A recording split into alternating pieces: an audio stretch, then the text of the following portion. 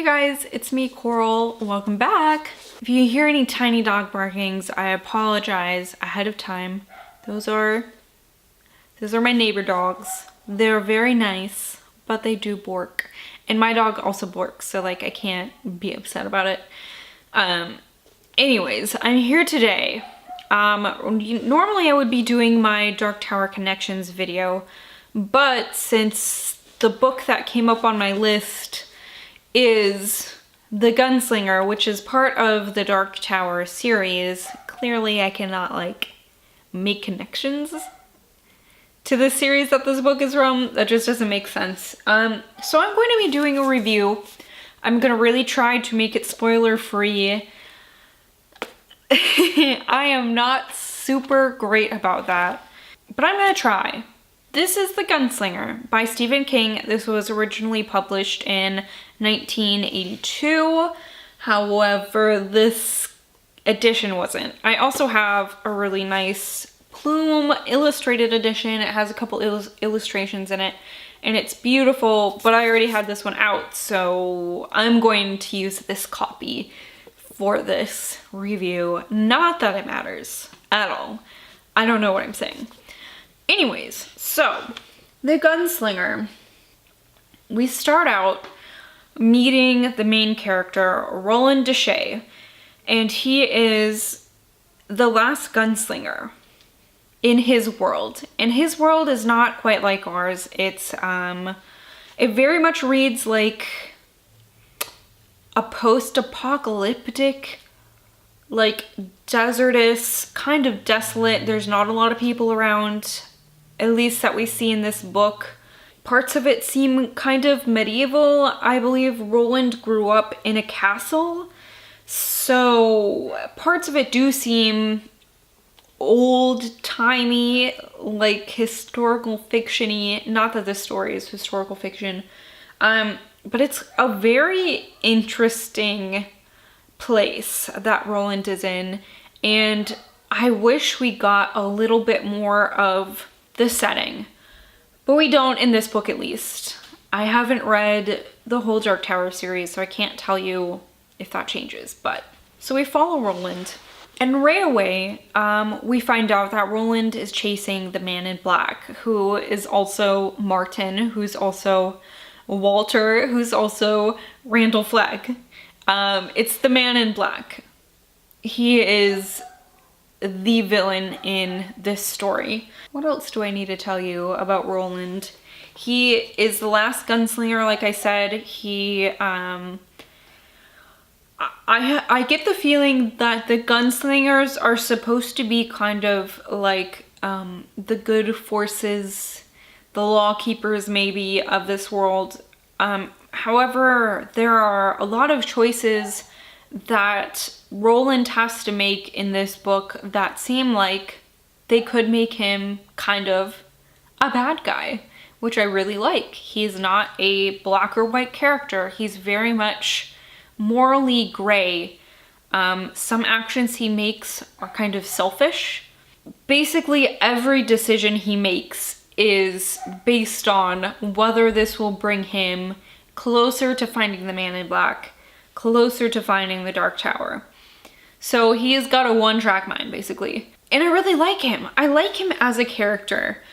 We start out, like I said, he is trying to follow the man in black. He's trying to get to the man in black because he thinks that if he finds the man in black, he will maybe find out how to get to the Dark Tower. So this is a book about his journey, basically. It's one of those, we're going on a road trip books, but like, we're gonna walk there.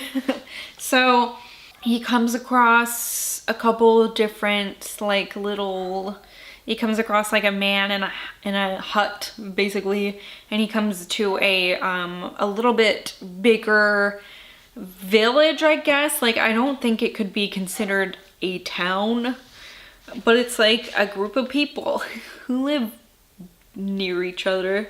And while there, he discovers that the man in black has resurrected one of the townspeople who'd recently died. And that's a really weird situation. So we know then that the Man in Black must have some fucking freaky ass powers, right? Like turning people into zombies, basically. Roland eventually moves on from that town. He is walking in this like desolate, dry, barren landscape. Like there aren't people around. It seems very much like walking through Death Valley, maybe. That's how I kind of pictured it in my mind.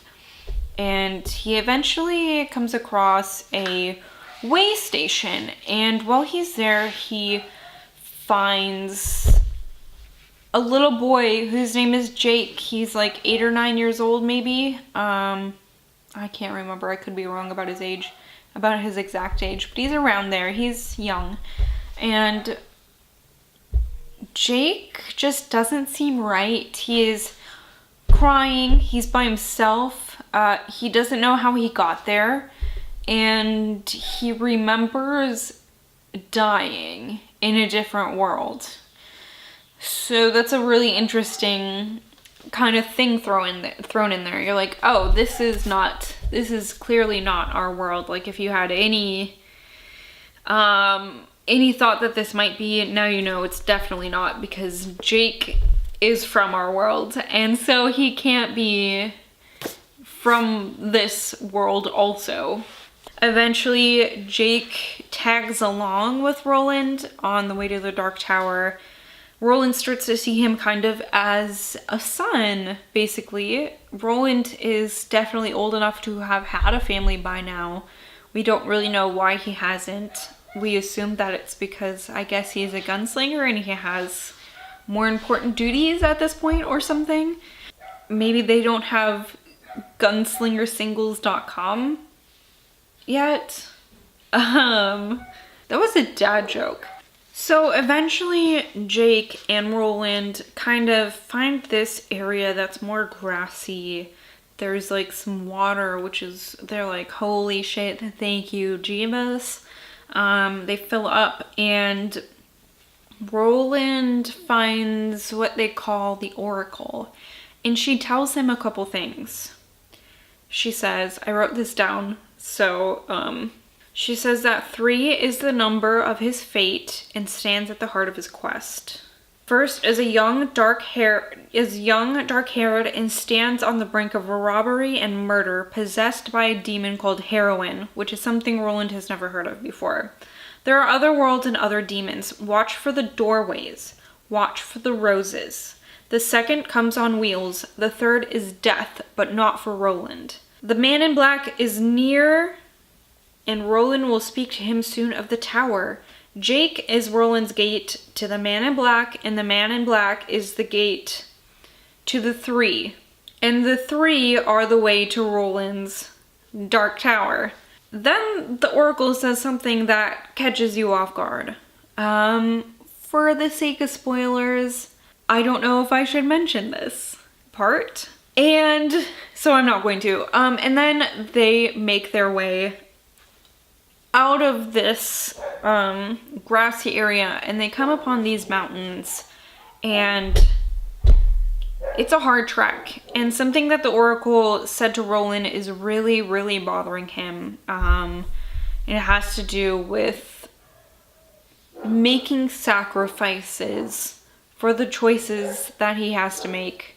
So eventually Roland makes it to the Man in Black. And the Man in Black is just kind of waiting for him. It's not like Roland caught him or killed him. Ugh, my cat left cat hair all over my face.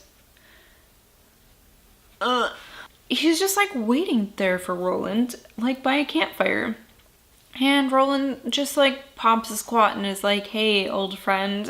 And they have a long chat, and the Man in Black tells Roland all these very strange, kind of profound, like existential things. If you've read Stephen King but haven't read The Gunslinger, you might know what I'm talking about, because King does this sometimes. I know he did it in The Talisman too, where it's just like, oh my god, this is just going over my head. It's like all this stuff about like the universe and like worlds that might not be ours and like dimensions and like all this stuff. And I'm like, I don't know where this came from, guy, but I don't get it. And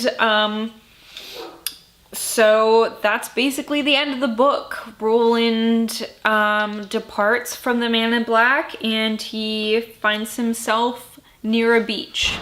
And that's the end of The Gunslinger. It's not a very long book. So as far as what I thought about it, I really, really, really like this book until maybe Roland gets to the mountains, and then I just kind of started losing interest. I feel like a lot of the second half of the book deals more with like prophecies and then a lot of action. The first half is a lot of action between Roland and the people he finds on the road, you know? And I don't know, it seems like it happens every time I read it. I love it, I love it, I love it, and then it's like, I don't care about the rest of this for some reason. And the end with the Man in Black doesn't help that. Like I said, there's just all this weird, like, dialogue. I don't even know how to describe it. It's just so out of this world and so hard for me to understand. My eyes like kind of glaze over and my brain can't process it. And I'm not a genius, but I think I'm maybe a little more smart than average, and I just don't get this weird stuff. And I really hate it when King talks about that. Like, it pulls me right out of the story because I don't know why. It just does. It pulls me right out of the story and I just can't care about it. So I ended up giving The Gunslinger 3 stars. It's not a bad book. I don't like the end, but I really like the beginning of it. So I think that, you know, makes 3 stars. I know a lot of people love The Gunslinger. My dad included. I think that's his favorite Dark Tower book. But I just can't like it no matter how many times I read it. Maybe I'll read it again like in another 10 years and hope that something profound will have happened in my life to affect me in a way that I will like this book. Because that's what I hoped for this time I read it, and nothing. It was nothing new. Yeah, I don't know what else to say about The Gunslinger. I think that it's an important start to this series. I'm not sure how else King could have started it. So, there's that. I understand it's necessary, I just don't like it. I don't know. That's all I had to say about it. This is kind of a bleh end to my video. But I thought The Gunslinger was kind of a bleh book. Not bad, just not fantastic, in my opinion. As always, I will ask, please don't come after me with your pitchforks. Stephen King is one of my favorite authors, and I love the majority of his works. This is just not one of them. I'm so happy for you if you do like it. That is so great. I will never not be happy if somebody likes a book. So please don't be upset if I don't like a book that you do like. You can't force me to like it. You can't talk me into liking it. I try to talk myself into liking it and I can't. So I promise you can't either. Anyways, thank you so much for watching, everybody. I have some links to some of my book related social media in the description if you'd care to follow me on there. Don't feel obligated. It's just an option. I'm not trying to boss you around. I'm not your mom.